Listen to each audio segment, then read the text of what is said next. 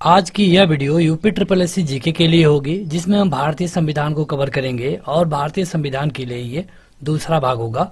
इस तरह के वीडियो में हम उन प्रश्नों को कवर करते हैं जो कि अभी तक यूपी ट्रिपल एससी के विभिन्न एग्जामों में पूछे जा चुके हैं।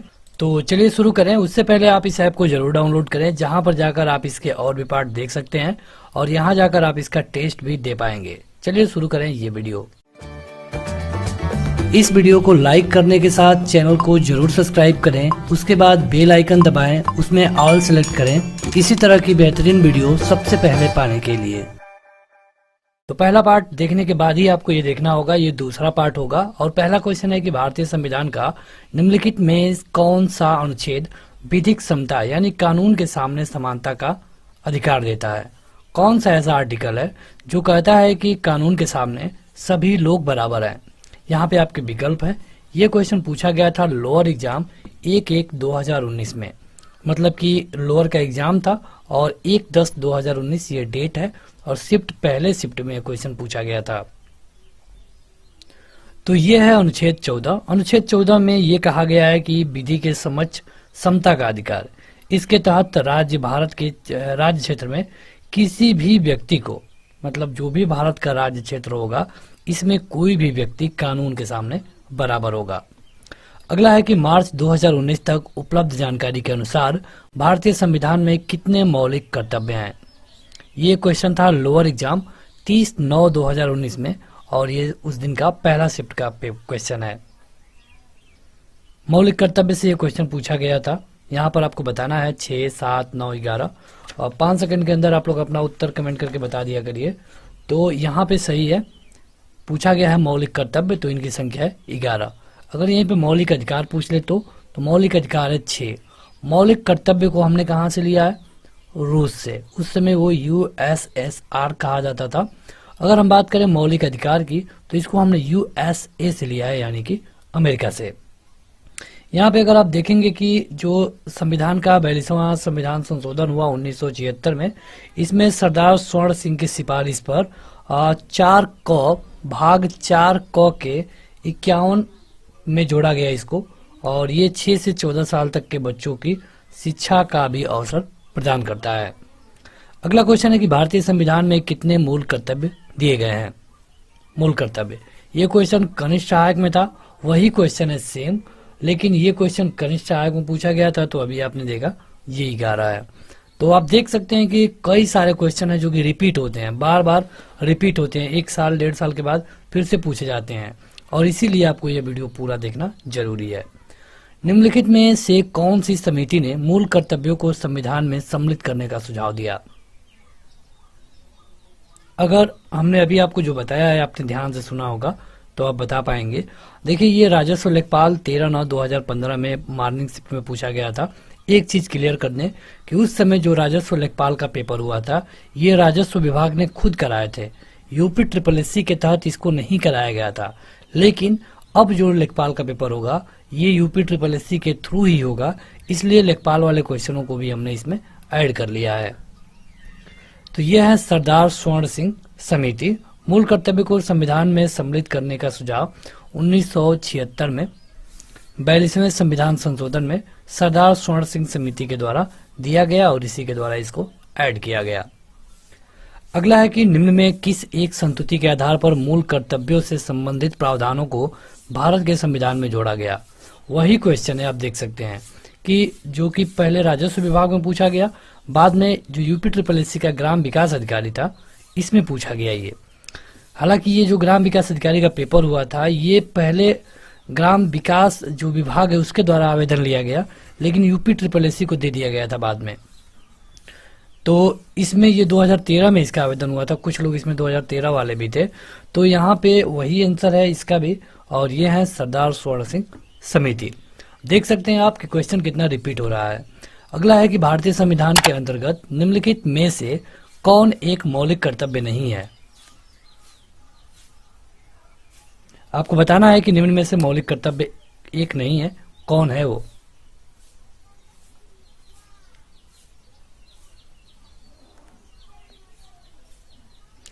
तो आप देखेंगे तो ये लोअर प्रथम 28/2/2016 में पूछा गया था। तो लोक चुनाव में वोट डालना ये एक मौलिक कर्तव्य नहीं है। इसके अलावा अगर आप देखेंगे वैज्ञानिक दृष्टिकोण और ज्ञानार्जन की भावना को विकसित करना, लोक संपत्ति की सुरक्षा करना, संविधान को मानना और इसके आदर्शों की कदर करना, ये सारे मौलिक कर्तव्य हैं। लेकिन लोक चुनाव में वोट डालना यह मौलिक कर्तव्य नहीं है। अगला है कि मौलिक कर्तव्य के संबंधित अनुच्छेद 51A को संविधान के द्वारा शामिल किया गया था। किस संविधान संशोधन के द्वारा मौलिक कर्तव्य को जोड़ा गया, यही आपसे पूछा गया है। हमने आपको कई बार बता दिया अभी, और ये पूछा गया था केन सुपरवाइजर 31/8/2019 के पेपर में। तो ये है 42वां संविधान संशोधन। अगर हम बात करें संविधान संशोधन की, तो ये 368 का आर्टिकल है, इसी के तहत संविधान में संशोधन किया जाता है। मौलिक कर्तव्यों को भाग 4 में 51 क में जोड़ा गया है और इसको 42वें संविधान संशोधन में सरदार स्वर्ण सिंह समिति के द्वारा ऐड किया गया। पहले इसकी संख्या केवल 10 होती थी, लेकिन बाद में 2002 में 86वें संविधान संशोधन के द्वारा इसकी संख्या 1 बढ़ाई गई, जो कि अब फिलहाल में 11 है। अगला है कि अंतर्राष्ट्रीय शांति और सुरक्षा को बढ़ावा देने से संबंधित प्रावधान भारतीय संविधान के निम्नलिखित में से किसके एक भाग के रूप में उल्लिखित है। लोअर एग्जाम 1/10/2019 में पहले शिफ्ट में क्वेश्चन पूछा गया था। 2 सेकंड लीजिए और अपना उत्तर कमेंट करके बताइए। जिनको ये वीडियो स्लो लग रही हो वो चाहे तो इसकी स्पीड बढ़ा के इसे देख सकते हैं।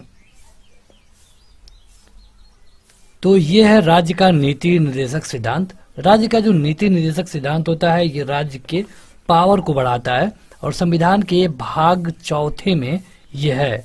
भाग 4 में अगर आर्टिकल की बात करेंगे तो 36 से 51 तक में इसका लिया गया, मतलब इसको रखा गया है और ये आयरलैंड से लिया गया है।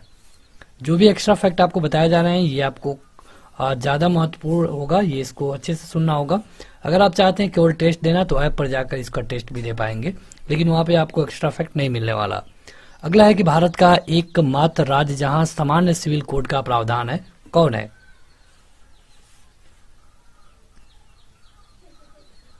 अधिकतर लोगों का सही उत्तर जम्मू एंड कश्मीर होता जब ये 2016 में पूछा गया था, क्योंकि अगर आप बात करेंगे जो 370 है तो 370 तो 2019 में हटाया गया और ये क्वेश्चन आया था लोअर द्वितीय 6/3/2016 में।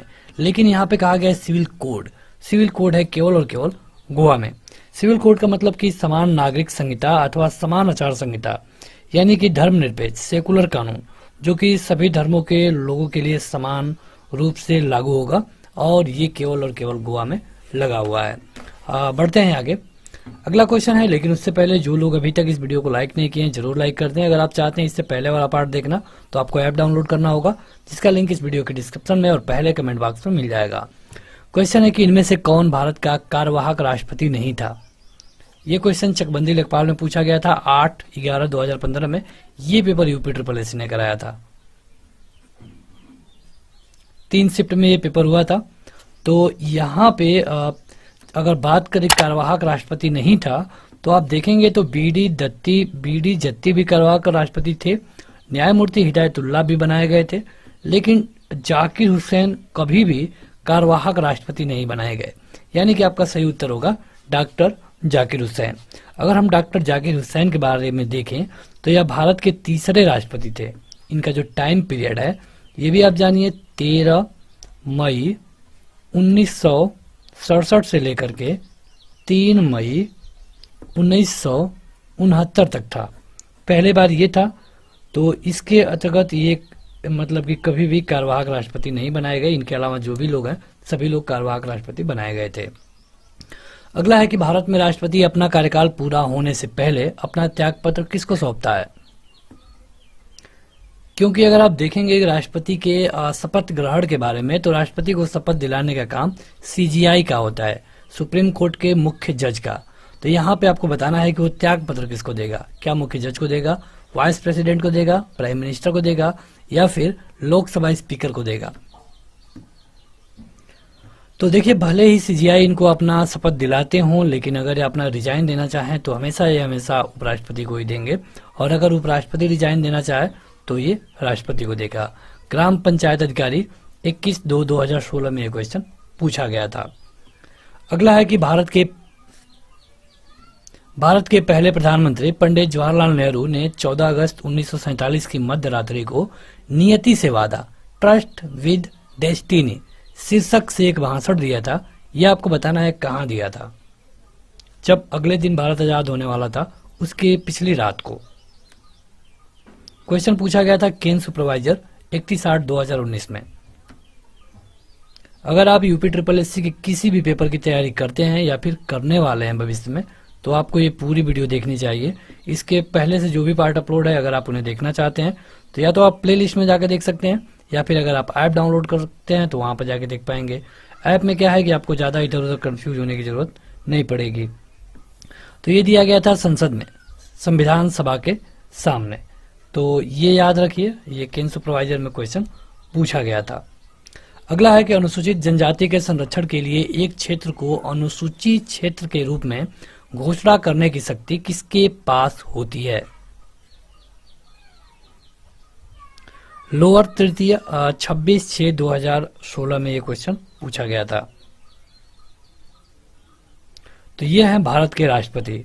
अगर आप देखेंगे अनुसूचित जनजाति के संरक्षण के बारे में, तो इसके घोषणा करने का अधिकार केवल और केवल भारत के राष्ट्रपति के पास है। अगला है कि राष्ट्रपति के द्वारा राज्यसभा में कितने सदस्यों को नामित किया जा सकता है? वैसे तो क्वेश्चन आसान है, लेकिन पूछा गया था राजस्व निरीक्षक 17/7/2016 के पहले शिफ्ट में, पहले पेपर में। तो देखिए ये राज्यसभा में कितने सदस्यों को नामित करना है और पूछा गया है राज्यसभा में, तो ये होता है 12। अगर यही चीज लोकसभा में पूछ लिया जाए तो लोकसभा में केवल 2 सदस्यों को नामित किया जा सकता है, जो कि एंग्लो इंडियन होंगे, मतलब अंग्रेज भारतीय होंगे। लेकिन राज्यसभा में जो 12 लोग हैं ये विभिन्न क्षेत्रों से चुन करके आते हैं, जैसे कि कानून, शिक्षा, इस तरह संगीत, इस तरह के क्षेत्रों से चुन करके आते हैं। आपने देखा होगा सचिन को भी ये मौका मिला था। अगला है कि मृत्युदंड के मामले में क्षमा देने का अधिकार किसको है? राजस्व ये पूछा गया था क्वेश्चन आपके जूनियर इंजीनियर तकनीकी 31/7/2016 के दिन जो पेपर हुआ था।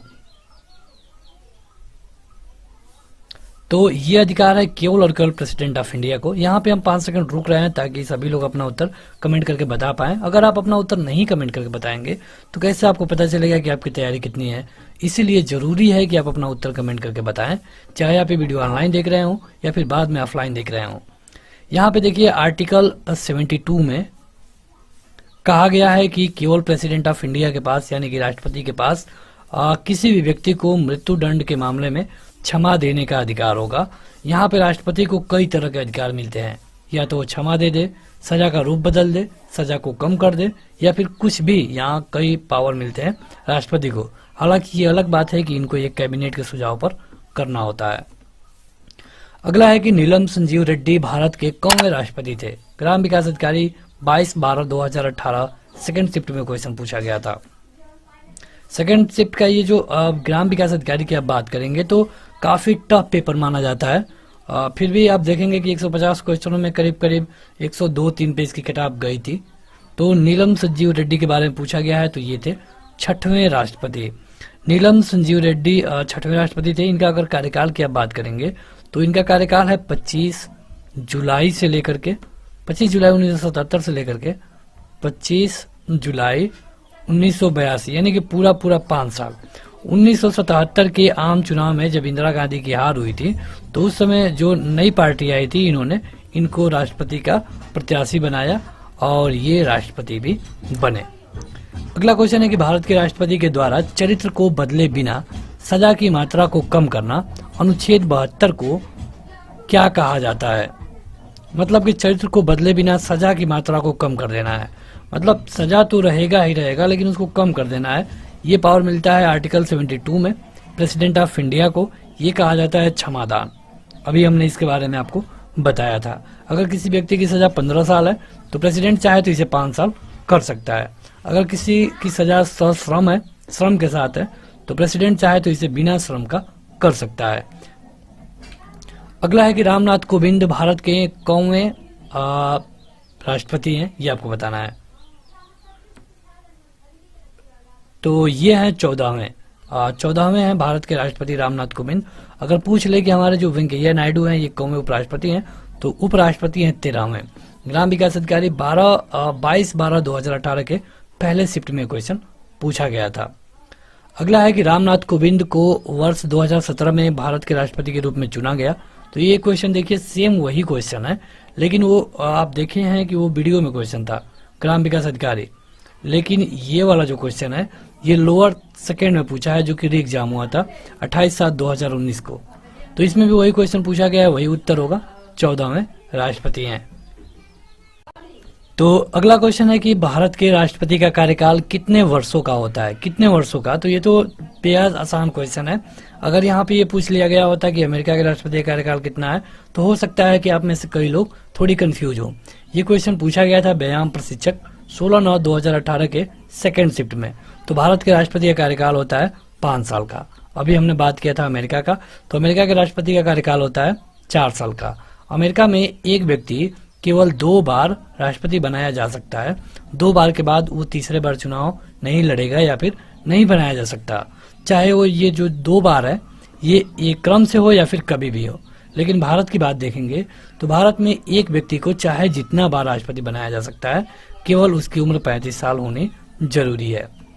अगला है कि राष्ट्रपति, उपराष्ट्रपति और राज्यसभा के सभी सदस्य उपरोक्त में से कौन अनुपातिक प्रतिनिधित्व प्रणाली के नियमानुसार एकल संक्रमणीय के गुप्त मतदान द्वारा मतदान से चुने जाते हैं।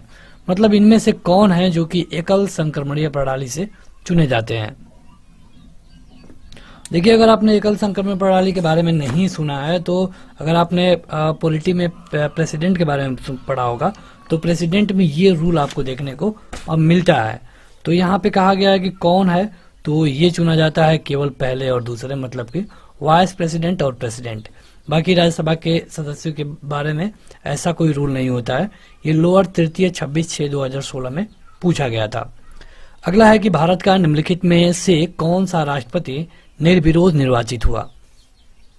अभी तक बहुत कम ही कंडीशन होगा जहां पे निर्विरोध निर्वाचित हुए थे। तो देखिए, इसके लिए सही उत्तर होगा नीलम संजीव रेड्डी। अगर बात करें हम नीलम संजीव रेड्डी की, तो इनको 1977 में, यानी कि डेट अगर बताएं आपको, तो 26 मार्च 1977 में लोकसभा का स्पीकर चुना गया था। लेकिन जब 13 जुलाई 1977 को एक सरकार गिरी कांग्रेस की, तो इन्होंने लोकसभा का पद छोड़ दिया। लोकसभा का पद छोड़ने के बाद इन्होंने राष्ट्रपति का चुनाव लड़ा, और इनके सामने जो भी व्यक्ति खड़े थे, उनका जो पर्चा था, जिसको हम पर्चा बोलते हैं आम भाषा में, ये खारिज हो गया। इस तरह ये निर्विरोध चुने गए। इनका नाम है नीलम संजीव रेड्डी।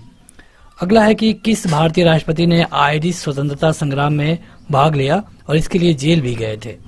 आयरिश मतलब कि आयरलैंड के।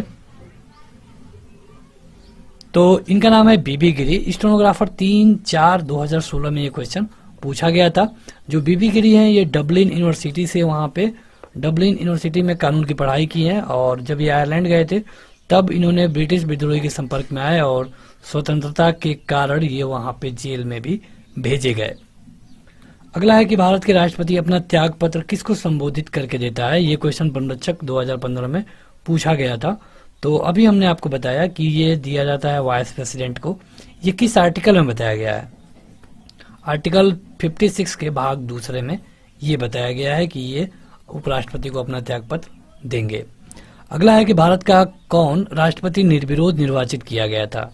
ये क्वेश्चन देखिए, अगेन वही क्वेश्चन पूछा गया है, और ये क्वेश्चन मतलब दूसरे पेपर में है, चकबंदी लेखपाल में है, जो कि 8/11/2015 में हुआ था। तो ये है नीलम संजीव रेड्डी। तो बस आज के इस वीडियो में इतना ही। इस वीडियो को लाइक करने के साथ इस ऐप को जरूर डाउनलोड करें। लिंक डिस्क्रिप्शन में और पहले कमेंट बॉक्स में मिल जाएगा। वीडियो को लाइक करने के साथ अपने दोस्तों में जरूर शेयर करें। आज के इस वीडियो में इतना ही। Thank you.